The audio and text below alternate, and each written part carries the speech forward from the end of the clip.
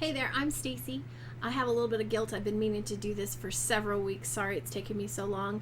I just wanted to do a little tutorial for anybody who needs a little bit of help on using your phone or your iPad or some other devices directly on the screen so that you have a much easier, smoother drawing process. You can use this in the whiteboard in Zoom. I generally don't. I generally share my iPad, but it just depends. So I'm going to kind of go through a couple of things.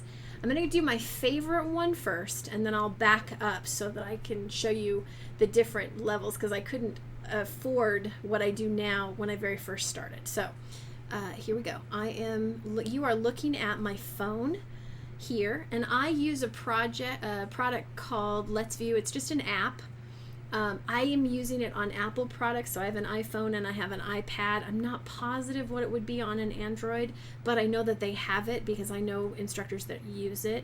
So mine is Let's View, and there's a couple of things that you need to know first. First of all, you need to have your own Wi-Fi, and you need to know what that is.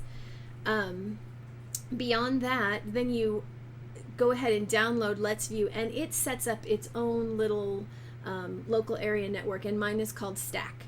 So what I do is I turn on Let's View on my computer, whether that's my laptop or my desktop, and then I go to the device that I'm going to connect, and I pull down, and this is kind of a bother because I can't show you what it looks like without already being connected. This area here where it says Let's View Stack is actually, normally it says screen mirroring, so you would click on screen mirroring and it would give you the different things in there that you could connect to. And once you click Let's View, and then whatever the network is, and like I said, mine is Stack, once you click that, then you can show them whatever you want to show them on your phone or on your iPad.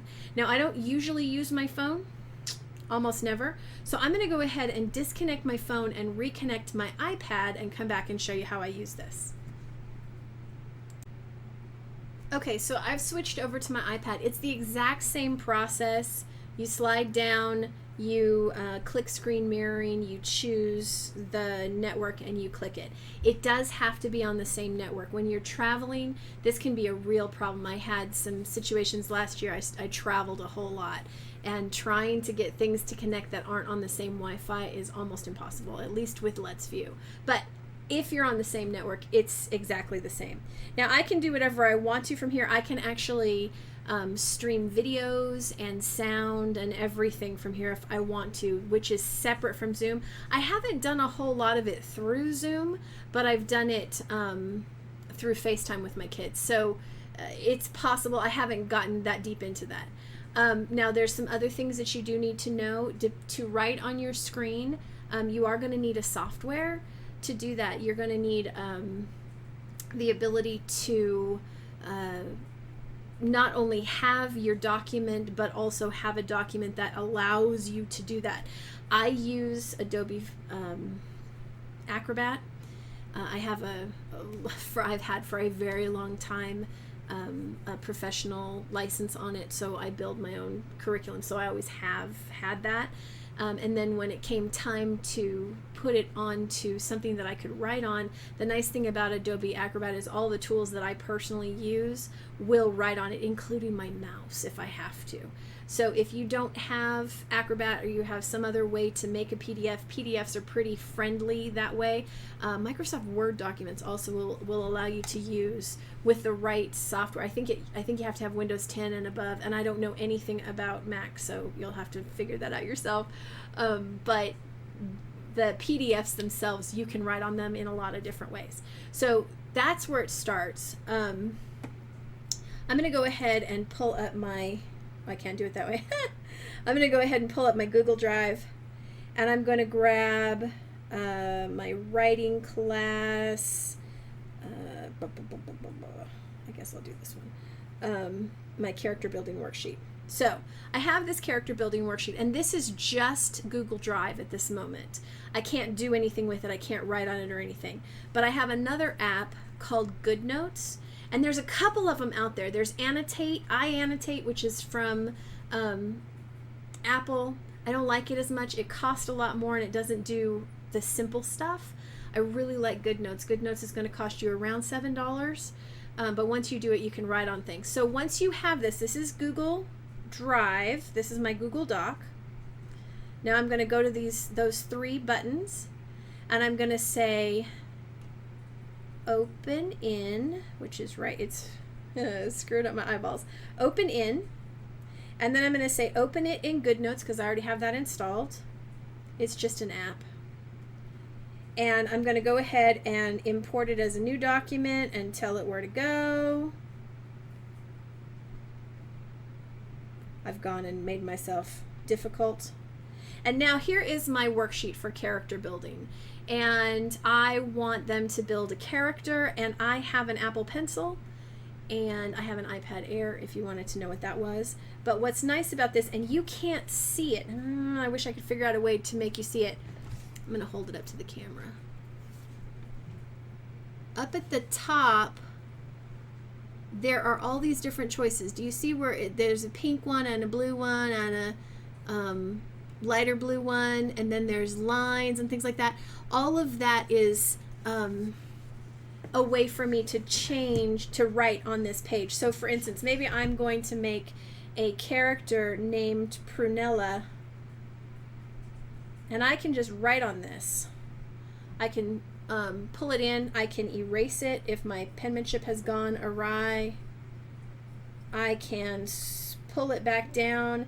I can make the line larger so that I write neater. I can, let's say their biggest secret is their iPad. Let's say I wanted to highlight something. I have the option to highlight. I have the option to highlight in a different way, which is make a line or a circle around it and it'll highlight it. So that's all inherent in GoodNotes, and I don't really want to go through all of that right this second, but it gives you the idea that I'm actually writing with my actual factual handwriting. This is my signature. And I love that. I have missed a whiteboard so bad, and so this has been really helpful to me. I can do worksheets with them in class, and this is one of my simpler ones. I have some that are pretty in-depth, and so like if it's something that I'm trying to really hone in on, like maybe I'm working in grammar and I want them to look at this particular sentence, this past and future, what was your character like as a baby? And I want them to get really in there, and I want them to know that this character is a person in your story. Or maybe I'm having them tell me what my different parts of speech are. And I'm doing things like, where are my nouns? And I'm going to put noun over this, and I'm going to put possessive pronoun adjective over this, and I'm going to say helping verb over this, or whatever. I can zoom way in so that when I'm writing, it's very visible on the screen. I can move things around for them, and then I can squanch it on back down, and I can print this or scan it if it's something that I want to make a key for. You know, I might be doing one of those sheets that I don't want to grade, so I can do the key and then I can send it up. Okay, now this is my favorite way to write on the screen, this Let's View and then a couple of other things. But to get there, I did quite a few other things. So let me set that up first. Okay, so that's the iPad, but I didn't start with the iPad, and I have these academic classes where I've got tons of materials that we're looking at and tons of worksheets that we're working on, and I needed to be able to write on my screen and on the materials themselves so that people could see it. So what I started with was just my iPhone. I would go into Zoom, I would invite myself, I would just send an invitation through SMS or through Messenger on Facebook, and then I would have that on my phone, and I would join the meeting, and that participant, the phone, would be a participant. I sing, and so I have a mic boom, and it's rickety and awful, and I didn't have the right thing to hold the phone, so I ended up with a whole bunch of rubber bands all wrapped around it, but it worked. And so I would print out the page, and I would get this contraption all set up, get my phone in there, get it invited before class, and then I could write with markers. Usually markers were the only thing that really showed up well because it's not a great camera, but it does the job. The other thing that I did was I got one of those little cheapy, I think it was like $25 at Walmart, a Logitech little cheapy camera, and did the same thing on the boom, got it all set up on there, and then would write with a marker. After a while, I wanted more. I wanted to be able to do some things with math that I couldn't do on my phone, that it was having a hard time even doing in the worksheets themselves. I wanted to be able to quickly write homework for people when they had a question. And so I saved up, it took me a couple of weeks, and I bought a little input tablet. And this one's called Wacom, W-A-C-O-M, and I think it cost me either $59 or $69, and it kind of changed everything. I still was doing a lot of my keys and stuff in pen and then scanning them, but this allowed me to write right on different things. So let me show you how this works. This one, all I did, it's got a pen and it's got this tablet, and you plug it in, it's a USB, not a big deal. Plug and play, bada bing, you're good. And what's cool about it, and I think it probably works just fine with Mac too, but I'm not a Mac user, so I'm not sure. But with Windows, there's a lot of stuff that's inherent in Windows. There's something called ink that's inherent in a lot of the programs in Windows, and it certainly is in Word. And so here's Word, and I'm going to go ahead and move my big fat head out of the way so you can see see my toolbar. When you want to write in here, there's a couple of different things that you can do. Like, for instance, if I want to write something, this is let's say I want to change reading for week 1, and I want to write here. All I'm doing at this moment is placing my cursor there. Can you see the I bar? Okay, so by placing my cursor there, now I've got this thing here that I can write on. I'm going to put a dash. Okay, please finish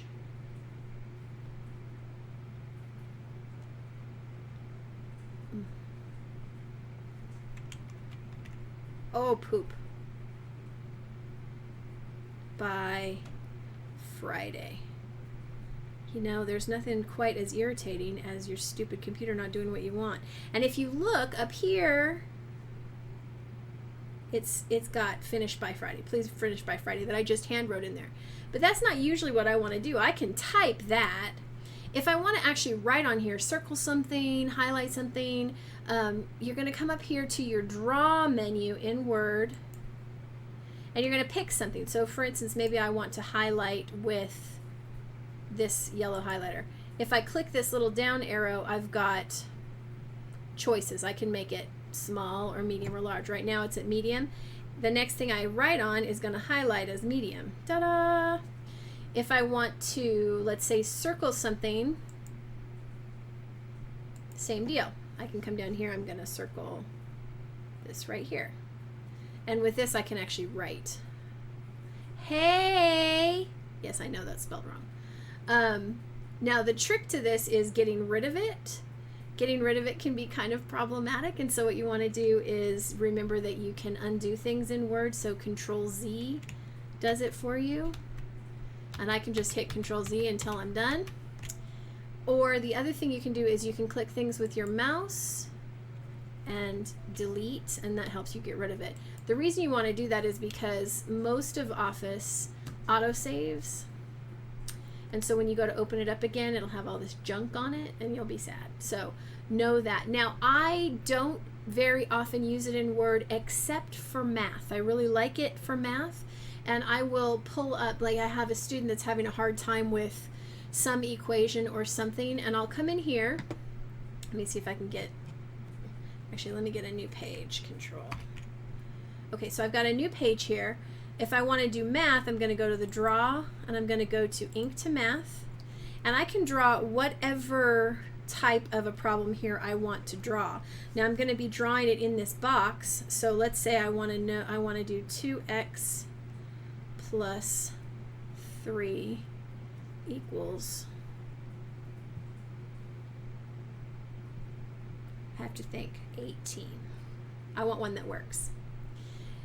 Once it's there, you'll notice that this is wrong right here. See, this is wrong.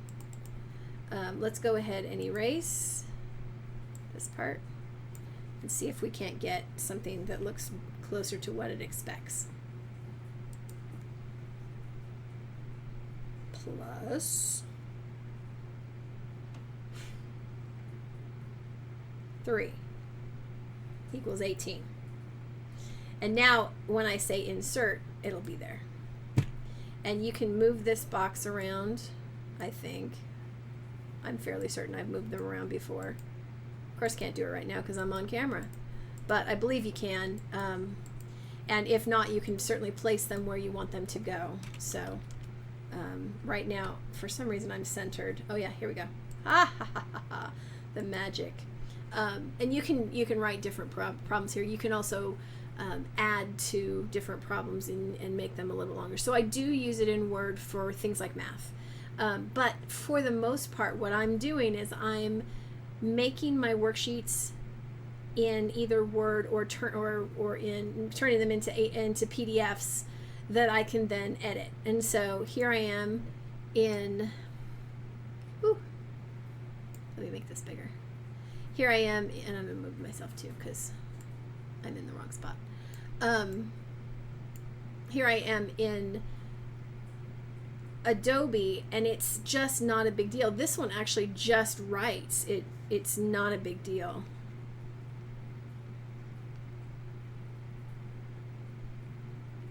And to get rid of it, the nice thing about Adobe is you can move it wherever you want to. You can make it bigger or smaller, as the case may be, depending on what it is you're writing notes on. So Adobe allows you with a pen, with some sort of an input tablet, it allows you to write whatever you want. Again, make sure that you're saving a copy before you start writing on it, or that you make sure you clear it out either by undoing or by deleting those items. You'll notice as I write on this,